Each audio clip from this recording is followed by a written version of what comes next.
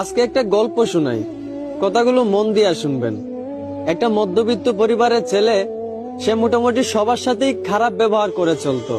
সে রাত 1টা 12টায় বাসায় ফিরতো। এই কারণে তার বাবা তাকে অনেক বকাঝকা করত।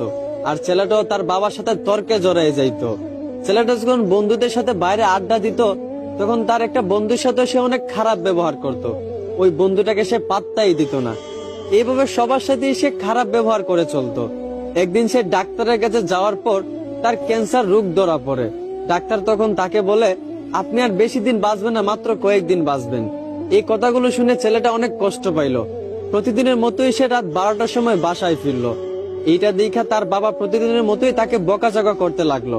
কিন্তু অবাক করা বিষয়, প্রতিদিনের মতোই ছেলে তার বাবার সাথে তর্কে না জড়াইয়া তার বাবার গালিগুলা মন ভরে শুনতে লাগলো।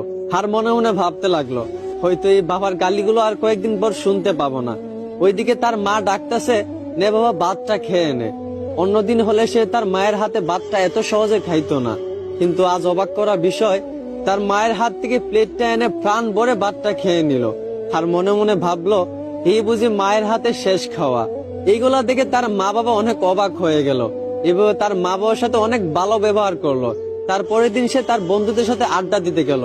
যেই বন্ধুটার সাথে সে সবসময় খারাপ ব্যবহার করত, ওই বন্ধুরা তাকে আজকে একটা গালি দিছিল। কিন্তু অবাক করা বিষয়, অন্যদিন সে একটা গালির বদলে ওই বন্ধুটাকে আরো 10টা গালি দিত। কিন্তু আজ অবাক করা বিষয়, ওই বন্ধুটা গালি দেওয়ার পর সে বন্ধুটাকে জড়িয়ে ধরে কাঁদতে লাগলো আর বলল, ভালো থাকিস রে দোস্ত। এইগুলা থেকে তার সকল বন্ধুরাও অবাক হয়ে গেল।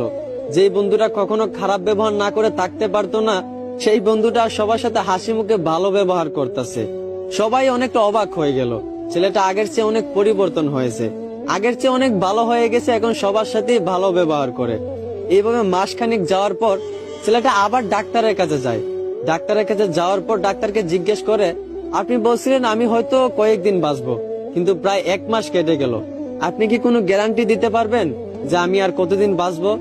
এইটা শুনে ডাক্তার ছেলেটাকে বলতে লাগলো, দেখেন একটা কথা শুনেন, আমি ওই দিন যে আপনাকে বলছিলাম আপনি মাত্র কয়েকদিন বাঁচবেন, এই কথাটা আপনাকে আমি মিথ্যা বলছিলাম। আর মিথ্যা বলার কারণ আপনাকে পরিবর্তন করা। আপনি আগে সবার সাথেই খারাপ ব্যবহার করতেন। আপনার বাবা যদি আপনাকে বকাঝকা করতো, আপনার বাবার সাথেও আপনি তর্কে জড়াই যাইতেন। কিন্তু আপনি যখন জানতে পারলেন আপনি আর মাত্র কয়েকদিন বাঁচবেন, আপনার মরণের কোনো গ্যারান্টি নাই, তখন আপনি সবার সাথে ভালো ব্যবহার করতে লাগলেন। এই বন্ধুটাকে আপনি গালি ছাড়া দিতেন না, সেই বন্ধুটাকেও আজকে আপনি ভালোবাসা দিলেন।